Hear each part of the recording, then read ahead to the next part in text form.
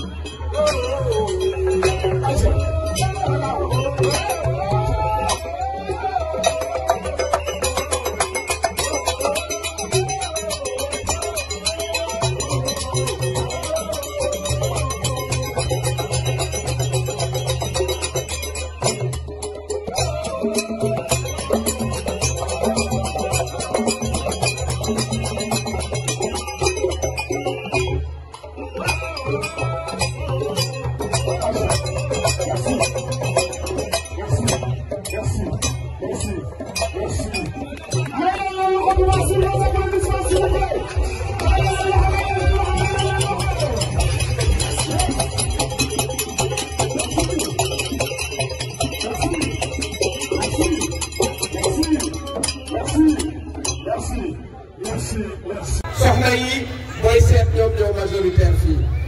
kontaan naa ci loolu mbooloo jigéen dafa mel ni moom nga am jigéen nag ku leen jàpp rek jàpp nga góor jigéen ñii ku leen jàpp nga góor kon soxna yi ñu ngi leen di rendre hommage bu baax a baax ba xam lu bëri nag ci soxna yi Grand Yoff dañuy fas seen sër ba mu dëgër di liggéey la ñu xam ñu ngi ci marché yi ñu ngi ci boutique yi ñu ngi ci bureau yi kon bu fekkee ne yow say militant jigéen boo xam ne bii yow ci WhatsApp day defee sa campagne dañuy interpeller nag le CNRA parce que loolu bokkul ci li code électoral wax campagne par WhatsApp ce n'est pas homologué par le code électoral ginnaaw nag Macky Sall mi tête de liste bi nee na du ñëw waaye WhatsApp la bëgg a politique loolu mooy yéen nawu leen yéen mérité wu leen nee na moom mu dagg paasu avion ñëw wax ak yéen ku mel noonu nag boo ko woteel dama koy teg lële da ngeen di jël bulletin ba teg ko lële victoire bi ñu amoon vraiment ñu consolider ko ba nga xam ne bii